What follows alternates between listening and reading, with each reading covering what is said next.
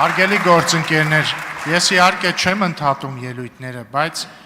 հիշեցնեմ, մենք քննարկում ենք օրակարգային հարց, թեկնածություն։ Խնդրում եմ, եթե ձեր ելույթը ընդհանրապես դրա մասին չի, հանեք ելույթը եւ ձեր այլ թեմաներով ելույթները կունենա կամ համապատասխան այլ օրակարգային հարցերի ժամանակ կամ հետագայում կտեսնեք մենք ամեն երեքշաբթի օր ունենք հայտարարությունների ժամ, երբ որ պատգամավորները ազատ են ցանկացած թեմայով ելույթ ունենալ, թե չէ սենց ամեն ինչի մասին խոսենք, էլի։ Բաբկեն Թունյան, ներողություն, չկա տենց մեխանիզմ։ Կարող եք մոտենալ ինձ ասել, եթե ինչ-որ բան կա ասել։ Համեցեք, պարոն Թունյան։ Շնորհակալություն։ Ազգային ժողովի մեծարգո նախագահ, քաղաքացիական պայմանագիր խմբակցության հարգելի պատգամավորներ, Ուժեղ Հայաստան խմբակցության հարգելի պատգամավորներ, եթե կուզի պարոն Ղազարյանը իրեն էլ կարա շարքի մեջ ներառի, Հայաստան Դաշինքի հարգելի պատգամավորներ, ես ինչպես խոստացա նախ հայփոստի թեմային կանդրադառնամ, ոչ թե պարոն Գոնջարանին պաշտպանելու համար, ինքնին պաշտպանության կարիքը չունի, այլ որպեսզի մեր հասարակությունը մի քիչ ավելի լավ պատկերացնի իրականությունը, ինչու եմ անդրադառնում, որովհետև ես 2 տարի եղել եմ հայփոստի դիտորդ խորհրդի անդամ։ Հետո եթե ժամանակ մնա, մի քիչ էլ ընդհանուր տպավորություններով կկիսվեմ։ Ուրեմն նախ սկսենք տնօրենի մրցույթից։ Տնօրենները հայփոստում միշտ ընտրվում են մրցույթով, եւ մրցույթը անցկացնում է ոչ թե հայփոստի ղեկավարությունը, այլ դիտորդ խորհուրդը, որը ձևավորվում է ԲՏԱ նախարարության ներկայացուցիչներից, այլ կազմակերպություններից եւ եթե Հայաստան Դաշինքի մեր գործընկերները ցանկանում են ավելի մանրամասն տեղեկություններ ստանալ, պիտի դիմեն ԲՏԱ նախարարությանը, համոզված եմ, որ այնտեղից իրենց սպառիչ ինֆորմացիա կտան։ Աշխատավարձերի մասով կամ հայփոստի վիճակի մասով, որ ասում եք աստղաբաշխական աշխատավարձեր են ստացել, ու նաև նշվեց, որ այդտեղ անտանելի պայմաններ են, այո, անտանելի պայմաններ են, ես 20 թվականին մտել եմ առաջին անգամ հայփոստի շենք, ձեզնից շատերը մտած կլինեն, Սարյան փողոցի վրա գտնվող հայփոստի շենքը, այս նկարները կարամ ձեզ փոխանցեմ, որ ոնց որ Գրոզնին լիներ պատերազմից անմիջապես հետո։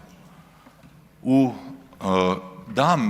ընդամենը հաճախորդի աչքով, եթե որպես աշխատող էլ մի հատ իրանց սենյակները նայեք, կտեսնեք մարդիկ ձմեռը վախենում էին անգամ պլիտա միացնել, որովհետև կարող է շենքը հրդեհվեր։ Այդ վիճակն է եղել հայփոստում, իսկ աշխատավարձերի մասով էլ չասեմ, որ ստացել են բազմապատիկ ավելի մեծ աշխատավարձներ, ու էլ չասեմ, որ նախկին պաշտոնյաների բոլոր հնարավոր հարազատները այդտեղ մի հնարովի պաշտոնի վրա գրանցված էին էլի բարձր աշխատավարձերով։ Հիմա ես պարոն Ռուբինյանի կոչին հետևելով մաքսիմալ կոռեկտության շրջանակներում մենակ փաստերով կխոսամ։ Հա, մի բան էլ շահութաբերության ու վնասաբերության մասին, որ խոսում եք, այս գրաֆիկը, պարոն Կարապետյան, սա EBITDA-ն է, սա պետական կառավարման անցնելու կետն է, տեսնում եք ոնց է նվազել, հետո ոնց է աճել, այս ձեզ կտամ, այս մեկը, սակագների մասին կխոսենք, երկրորդ, պարոն Խաչատրյան, հայփոստը պետական բյուջեից ֆինանսավորում չի ստացել, մի հատ բան հարցնեմ ձեզ, երբ որ ասում եք 522 միլիոն դրամի վնաս, այդ հաշվետվությունը կփոխանցեմ ձեզ, մի հատ նախորդ տարիների ցուցանիշներն կնայեք ու ամենահետաքրքիրը, պարոն Կարապետյան, հիշում եք, երեք ասում եք, որքան դիվիդենդ է ստացել պետությունը որպես բաժնետեր, պետական կառավարման անցնելուց հետո ասում եք 0, այս թուղթը փոխանցեմ ձեզ, այս թուղթը գիտեք ինչի մասին է, այն մասին է, որ պետությունը որպես բաժնետեր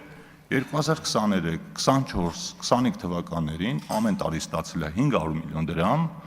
եւ դեռ 1 միլիարդ դրամը պիտի ստանա այս ժամանակացույցի ու գիտեք սա ինչ շահաբաժին է։ Սա 2011-ից 2016 թվականների տնտեսական գործունեության արդյունքներով կուտակված շահույթից հաշվարկված շահութաբաժնի գծով պարտքն է։ Այսինքն այդ ընկերությունը շահույթով աշխատել է, պետության շահաբաժինը չի վճարել, պետությունն էլ ասել լավ է, վերցրեք այդ փողը ձեր համար պատտեք։ Եկել է մեր կառավարությունը, ու որ հայփոստին ծանր վիճակի մեջ չգցի, ժամանակացույց է կազմել, այսինքն մինչև պետական կառավարումը չի վճարվել շահութահարկ շահաբաժին, պետական կառավարումից հետո վճարվել է ու դեռ վճարվել է։ Էս էլ այդ մասը։ Որոշումն է ստորագրել է Արայիկ Հարությունյանը, որպես կառավարության աշխատակազմի ղեկավար 2021 թվականին։ Ու մի շատ հետաքրքիր բան էլ ասեմ HiPost-ի մասին, որը ձեր համար էլ նորություն կլինի։ Ուրեմն 20-ին է անցել պետական կառավարման, այո, եւ մի հետաքրքիր բան էլ ասեմ, ուրեմն երբ HiPost-ը փոխանցվել է կոնցենսիոն կառավարման արգենտինացիներին, պայմանագրում եղել է մի շատ հետաքրքիր պայման, որ գնահատվում են ընկերության ակտիվները այդ պահին, հետո հետ վերադարձնելու պահին այդ ակտիվները վերագնահատվում են եւ այդ տարբերությունը եթե լինում է դրական, այդ տարբերության 60%-ը կառավարությունը պետք է դրամական միջոցներով փոխհատուցի ընկերությանը։ Դե HiPost-ի ակտիվները գիտեք, հիմնականում անշարժ գույք է, ուրիշ բան չունեն, անգամ կշերք չունեն շատ մասնաճյուղերում, որ առաքանիները կշռեն, ինչ է տեղ ունեցել։ Ոչ նոր մասնաճյուղեր են կառուցվել, ոչ վերանորոգվել են, բայց զուտ անշարժ գույքի թանկացման այդ բնականon process-ի հետևանքով վերագնահատել են 2020 թվականին ու պարզվել է, որ HiPost-ի ակտիվները աճել են $12 միլիոն եւ կառավարությունը պիտի HiPost-ին $7 միլիոն փոխհատուցում տրամադրի։ Այդ է եղել ձեր ժամանակ, ձեզ չեմ ասում, ավելի շատ երևի են թևին եմ ասում, կնքված սուպեր պրոֆեսիոնալ կառավարման արդյունքը, որը մինչև հիմա մնում է։ Այս նկարները, այս որոշումները, այս ամեն ինչը կփոխանցեմ ձեզ, բայց ես մի առաջարկել ունեմ։ Քանի որ HiPost-ը գտնվում է ԲՏԱ նախարարության տիրույթում, մենք առաջիկայում լավ առիթ ունենք ու ազգային ժողովը ամենահարմար հարթակն է, որպեսզի մենք ավելի մանրամասն այդ թեմայով քննարկումներ ունենանք։ Ես սիրով կհրավիրեմ HiPost-ին էլ, ԲՏԱ-ին էլ այս բոլոր ցուցանիշների մասով քննարկումներ կունենանք, կհասկանանք ինչա տեղի ունեցել։ Եվ քանի որ ժամանակ կա, չեմ ուզում ամեն գնով սպառեմ, բայց ուզում եմ մի երկու բանով կիսվեմ։ Տեսեք, մենք ըստ էության այս երկու օրը իրար ուսումնասիրում ենք։ Դե Հայաստան դաշինքին ուսումնասիրելու բան չկա, 5 տարի ուսումնասիրել ենք։ Հիմա մենք ձեզ ենք ուսումնասիրում, դուք մեզ, ձեզնից մի մասին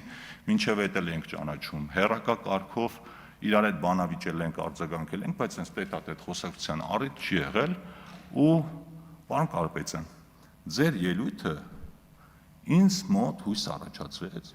որ մենք իրոք կարող ենք բարեկիրթ կոռեկտության սահմաններում թեկուզ իրար սուտ քննադատելով առաջ գնալ։ Գիտեք ինչ, մեր մոտ էլ կա բաներ, որոնց մասին մենք հիմա պիտի խոսենք, օրինակ, որ ասում եք մենք մենակ մեր օրակարգն ենք առաջ տարել։ Ես հիշում եմ իմ 8 տարեկան աղջիկը,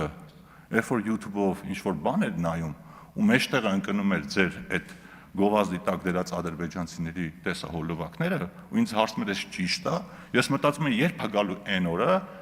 երբ որ գամ ասեմ, այդ ով է արել, ով է այդ հիվանդ երևակայությամբ մարդը, որ տես բան է մտահաղացել ու